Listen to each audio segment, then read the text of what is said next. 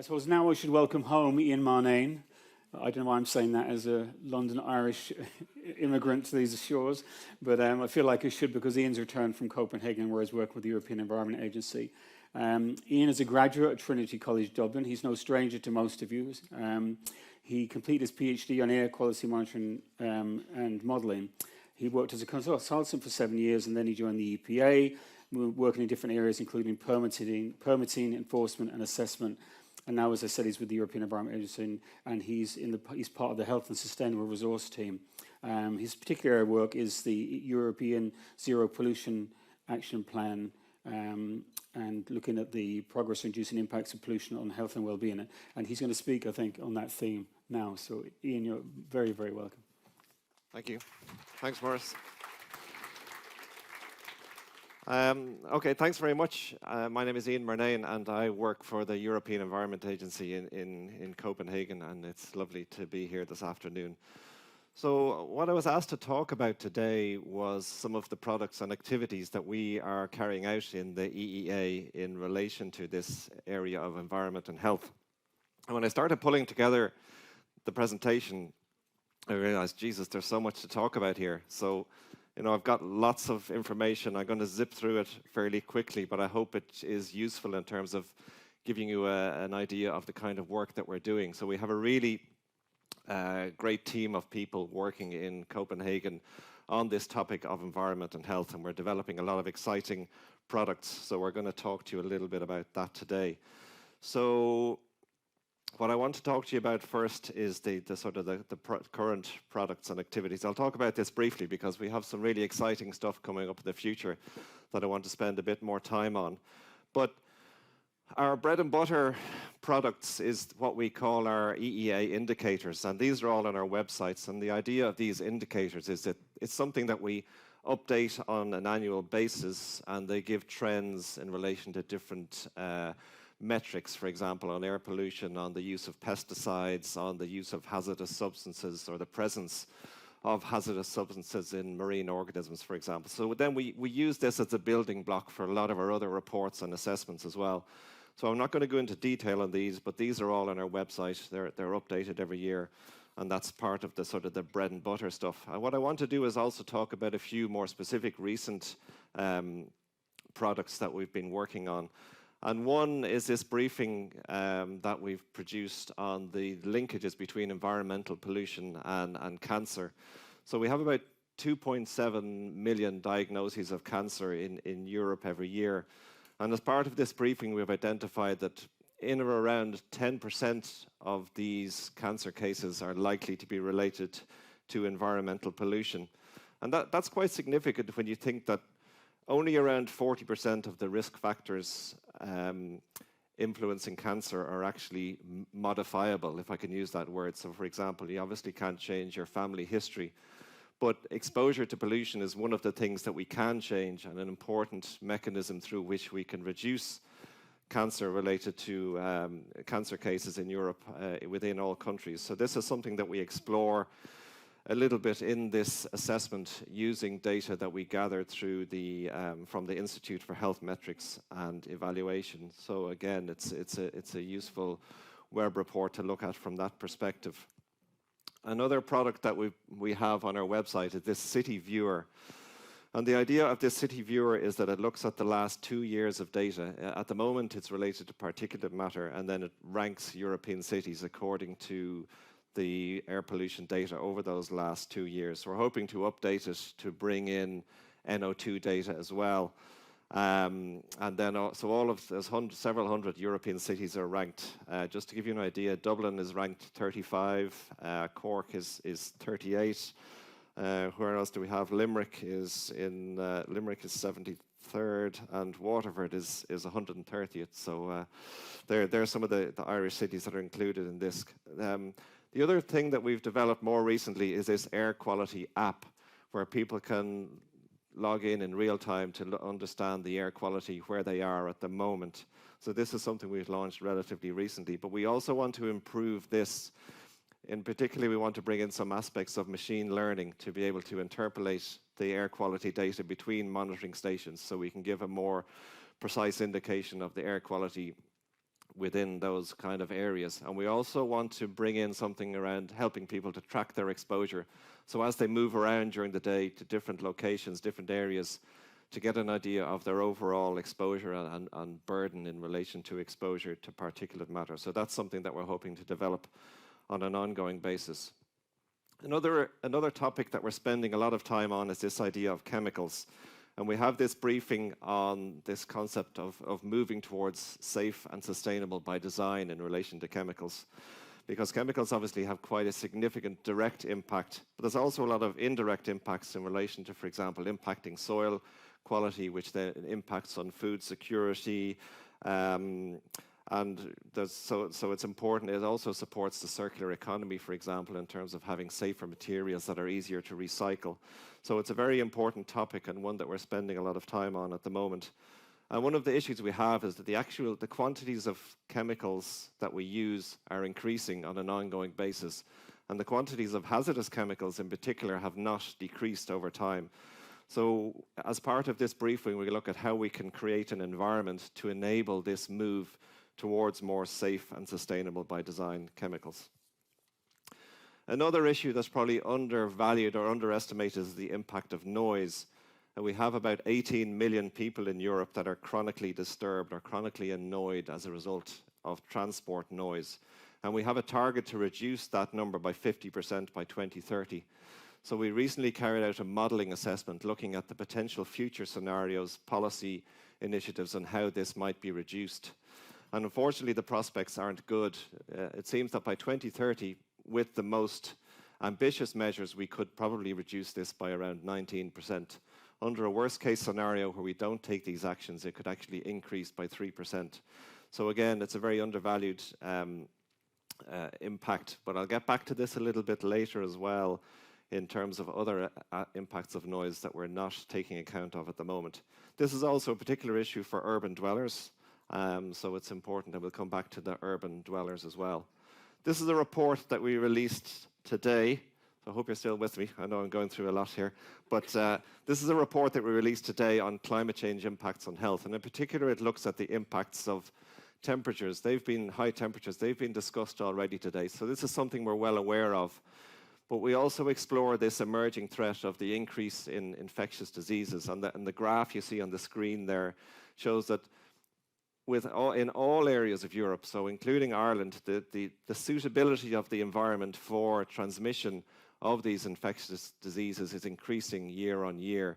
And we've already seen, for example, an increase of 600% in cases of dengue fever since 1990. So again, there's a lot of information in this report, but also importantly looking at the solutions and highlighting that we really need to take measures in relation to mitigation, but also importantly from an adaptation point of view, and that we need to have planning to deal with these issues. And again, urban dwellers are most impacted by these heat issues, and also in particular the elderly population.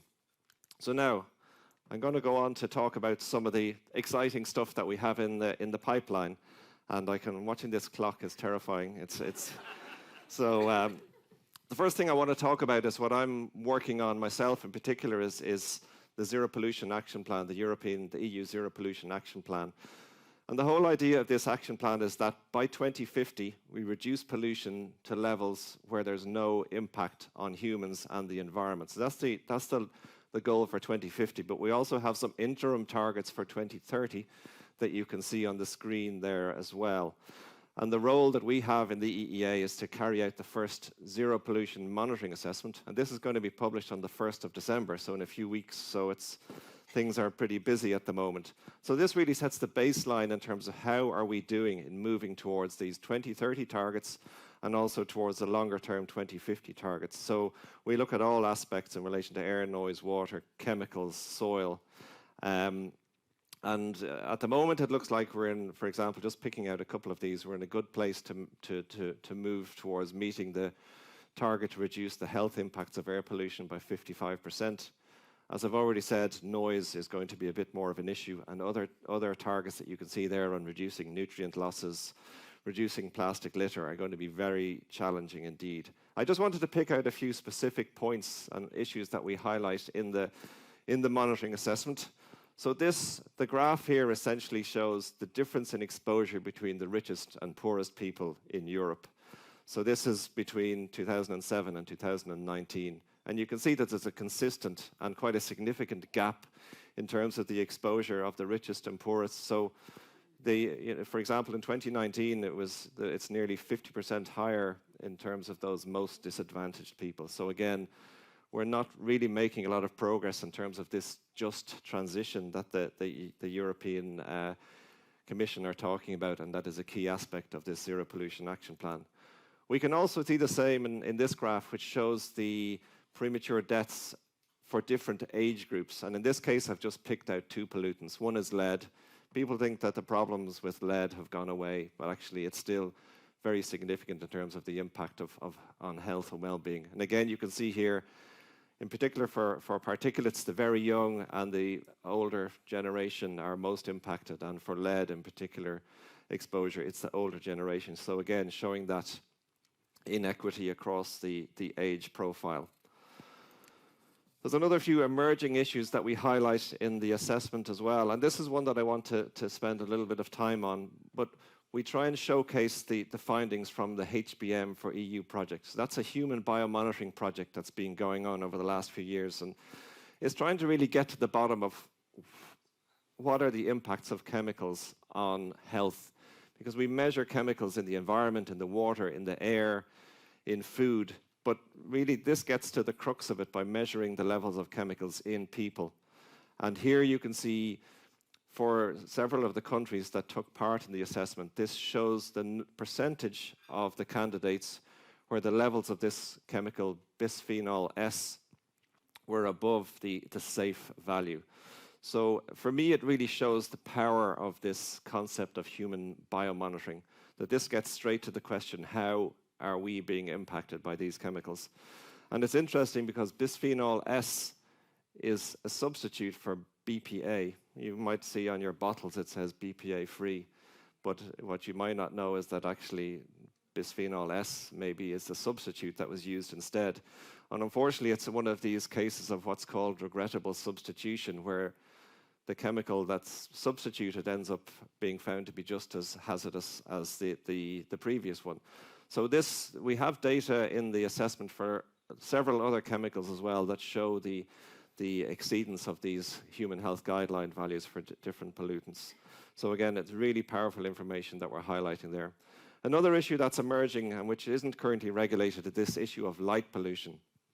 On the map here, so what we did as part of the assessment is we used satellite data. We analyzed satellite data and looked at the change in light pollution between 2014 and 2021. And here we have this concept of truly dark spaces based on a certain threshold. And we can see that actually the areas of truly dark spaces have decreased about 5% between those two time periods. And this has an impact on both human health, but also very importantly on biodiversity and ecosystems as well. From a human health perspective, urban dwellers again are the most impacted. And one of the issues we're seeing as well is that LED lighting is actually exacerbating this problem. So it's saving energy, but because of the wavelength of light for LEDs, it's actually it's identified as having a bigger impact on biodiversity and on creatures that operate and are out at nighttime in particular. Finally, on this, one of the issues we pick out again is noise. When we have about 48,000 new cases of heart disease every year that are linked to noise, excessive noise exposure. But that's the key outcome, the health outcome that we're looking at. But there's a lot of new evidence that you can see on the screen here, which shows that there's lots of other health impacts related to noise that we're not currently quantifying. So for example, anxiety, dementia, cancers, obesity, etc. So it's likely, in fact, that we're quite significantly underestimating the impact of noise, and this is something that obviously needs to be looked at in the coming years. Okay, so I hope you're still with me. The next product this is a product, and just to say the zero pollution, as I mentioned, the zero pollution monitoring assessment will be published on the 1st of December. Something that we're going to deliver next year is this European Environment and Health Atlas. And the idea is that this is a sort of a one-stop shop to show all of the data that we have in EEA linking environment and health. It's quite a public focus, so it's quite simple language, simple messages. It has as much local data as we can provide as well. So just to give you a few ideas of some of the information that we have in here. So here's one of the maps which looks at the natural areas that are present in urban areas throughout Europe. So green is good, red is bad, and you can see in this case some of our northern European countries are particularly seem to be better served in terms of having that access to natural areas in these urban spaces. And we've already heard this morning about the benefits of these natural spaces for our health and well-being. Here, it's a pretty stark picture, but this shows the increase in heat wave days across Europe over the coming between 2031 and 2060. So this is startling, I guess, in terms of that even in countries like Ireland, we're probably seeing around 400 to 500% increase in the number of heat wave days over the summer. And as we've already said, this has a significant impact on health. But it also has indirect impacts in that, for example, it can affect food production. It may, for example, increase demand for things like pesticides because of increasing quantities of pests that we're trying to address or that we're trying to deal with in the agricultural scenario. So there's lots of aspects of this that are quite alarming from both an environmental and a health perspective. And again, we highlight that urban dwellers and the elderly, again, are particularly badly affected as a result of these measures. We will have this check your place function, which you can put your address into, and it highlights particular health-related metrics for your area. So I picked an area in the north side of Dublin here in Baldoyle, and it shows the different aspects, a number of different aspects, and you can see, for example, there's a slightly saddish face there in relation to the nearest green space to this because it's around 1 kilometre away. So again, it addresses more direct factors like air quality, but also some of these other aspects in relation to accessibility to green space, for example, and noise as well. We can also compare between countries, and the graph is probably a bit difficult to see, but I've increased it here a little bit. And this is a measure of the dailies per 100,000 population. So this disability adjusted life years, which is a measure of both premature death, but also the impact of living with disabilities. So these are all directly comparable between countries. You can see Ireland is doing pretty well, actually. We're fourth on the list, so we're the fourth lowest country, so it's very good from that perspective. But what you can do also with this data is drill down into it and look at different environmental risk factors. So for example, what percentage of these dailies are related to exposure to radon or exposure to lead or exposure to particulate matter? So all of that will be available as part of this functionality. Okay, so, right, I'm nearly finished.